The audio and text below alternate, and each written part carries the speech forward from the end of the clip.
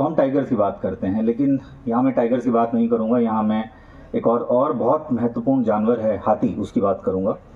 और एक bee hive fencing का एक कॉन्सेप्ट बहुत पुराना कॉन्सेप्ट है, कोई नया कॉन्सेप्ट नहीं है, लेकिन उसको लेकर हमने एक प्रयास किया कॉर्बेट टाइगर रिजर्व में, और क्या उसके परिणाम हुए उसके बारे में एक छोटी सी कहानी है।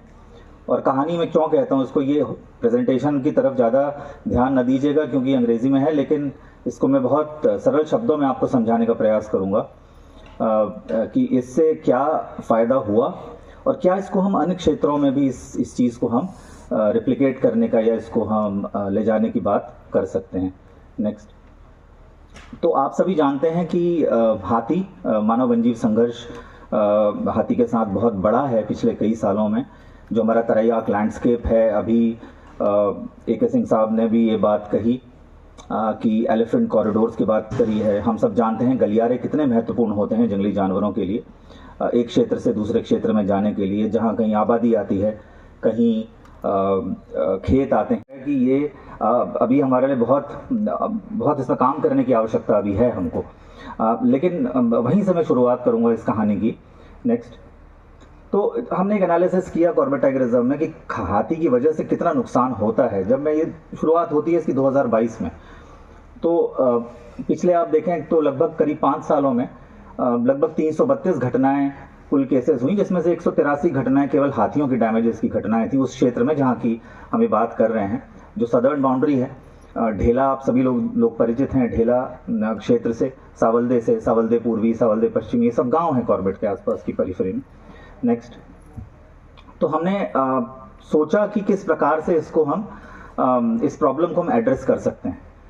तो समझ में आया कि विदेशों में इस तरीके की कई तकनीकें यूज़ की जाती हैं जिसे हम नेचर बेस्ड सॉल्यूशन कहते हैं। प्रकृति से हम ऐसे उपाय लेते हैं जिनको हम प्रयोग करते हैं और उससे हम इन घटनाओं को नियंत्रित करने का, फेंसिंग हम लोग लगाते हैं या चेन लिंक फेंसिंग होती है, कहीं हम खाई खुदान करते हैं, लेकिन हाथी कमोबेश उन क्षेत्रों में लगातार आता रहता है और नुकसान भी लगातार होता रहता है। नेक्स्ट। और उसको एक तरीके से फनल करके दूसरे क्षेत्र में भेजने के लिए, क्योंकि कमोबेश स्थिति ये थी कि वो खेतों से होकर पानी पीने के लिए नदी में जाता था, तो वहां से क्या हम उसे ऐसा क्षेत्र दे सकते हैं, ऐसे उसे इस तरीके से उसे ले जा सकते हैं, फनलिंग इफेक्ट हम क्रिएट कर सकते हैं कि उसे उस क्षेत्र में ना आए और दूसरे क्षेत्र में वो रीडायरेक्ट हो जाए।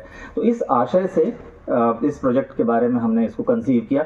तो लगभग 60-70 बी हाइव्स वहाँ लगाने का प्रयास किया गया। अब लगाए कौन? वन विभाग तो इसमें सक्षम नहीं है, रेंज ऑफिसर या उसके अधीनस्थ कर्मचारियों के बहुत दायित्व होते हैं।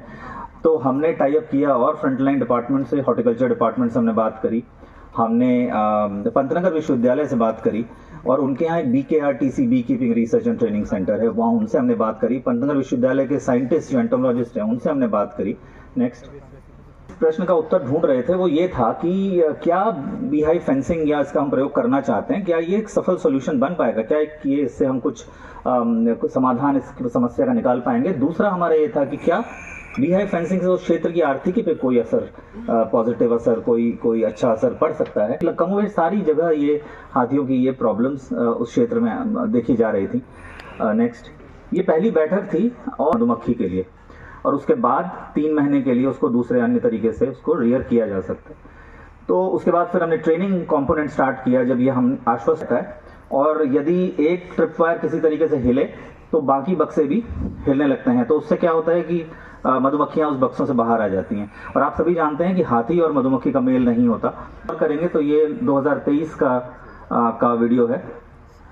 मधुमक्खी रात के समय फ्लाई नहीं करती है, उड़ती नहीं है, कम उड़ती है, केवल डिस्टर्ब करने के दौरान ही वो उड़ती है। जब से हमने इसको शुरू किया उसके बाद से लगभग 5 माह पूर्व तक, जब तक मैं कॉर्बेट टाइगर रिजर्व का निदेशक के पद पर था, एक भी घटना उस क्षेत्र में नहीं हुई। उस वर्ष रामनगर में होना था, 2 वर्ष पुरानी बात है। तो हमारा विचार ये था कि उस दौरान इसका हम लॉन्च करें। तो ये ऑर्गेनिक हनी पर भी हमने काम करना शुरू किया। फिर उत्तराखंड ऑर्गेनिक कमोडिटी बोर्ड है, उनसे हमने बात करी। कुछ वर्षों तक उस क्षेत्र को देखा जाता है कि यहाँ केमिकल्स की क्या स्थिति है, ग्राउंड वाटर की क्या स्थिति है, उसके बाद उसे ऑर्गेनिक डिक्लेयर किया जाता है। तो वो प्रक्रिया गतिमान थी। खाद्य प्रसंस्करण विभाग का वो इन्होंने EDC के नाम पे उसने अप्लाई किया, EDC ने उसको प्राप्त हुआ। उसके बाद ये शहद जो है हमने लॉन्च किया। नेक्स्ट।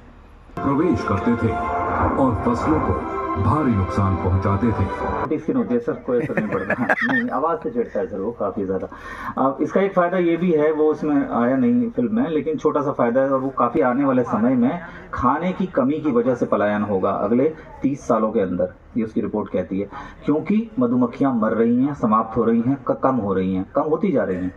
तो ये एक एफर्ट होगा उस तरफ, उसकी प्रोडक्शन और प्रोडक्टिविटी, खासकर जो क्रॉस पॉलिनेटेड क्रॉप्स हैं उनकी प्रोडक्टिविटी बढ़ाने का प्रयास रहेगा। चूज होते हैं जब उनको अब पैसा आना शुरू हुआ ईडीसी के खाते में, तो उनको भी लगा कि एक इकोनॉमिक हुक हमारे इस प्रोजेक्ट में है जिससे हमको इसका फ़ायदा मिल रहा है, तो वो भी इस चीज़ से जुड़े हैं।